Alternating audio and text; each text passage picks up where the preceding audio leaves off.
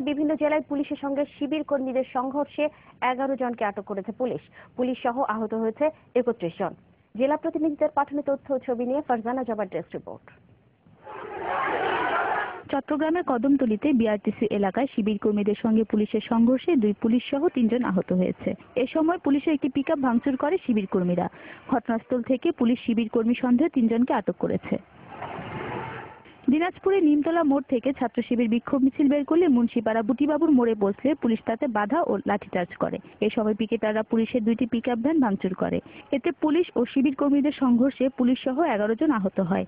এদিকে পুলিশের লাঠিচার্জে শিবিরের 10 জন আহত হয়েছে বলে দাবি করেছেন শিবির নেতারা।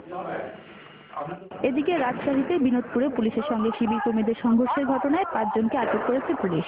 এ সময় মিছিলকারীদের দমন করতে পুলিশ প্রায় 50 রাউন্ড রাবার বুলেট ও টিয়ার শেল ছোড়ে। এতে 15 শিবির কর্মী আহত হয়েছে। ঠাকুরগাঁয়ে শিবিরে বিক্ষোভ মিছিলটি শহরের প্রধান সড়ক প্রদক্ষিণ করে সিএনবি ডাকবাংলো এলাকায় শেষ হয়। ফরিদপুরে শিবিরের মিছিলে পুলিশের লাঠিচার্জে 2 জন আহত হয়েছে। এই সময় পেশাগত দায়িত্ব পালনকালে এক সাংবাদিককে আটক করেছে পুলিশ। লক্ষ্মীপুরের রামগঞ্জে 2 শিবির কর্মীকে আটক করেছে পুলিশ। এছাড়া ভোলা, কুমিল্লা, ময়মনসিংহ, ব্রাহ্মণবাড়িয়া, বগুড়া, সিরাজগঞ্জ ও জয়পুরহাটে বিক্ষোভ মিছিল করেছে বাংলাদেশ ইসলামী ছাত্র শিবির। ফারজানা জবা, দিগন্ত নিউজ।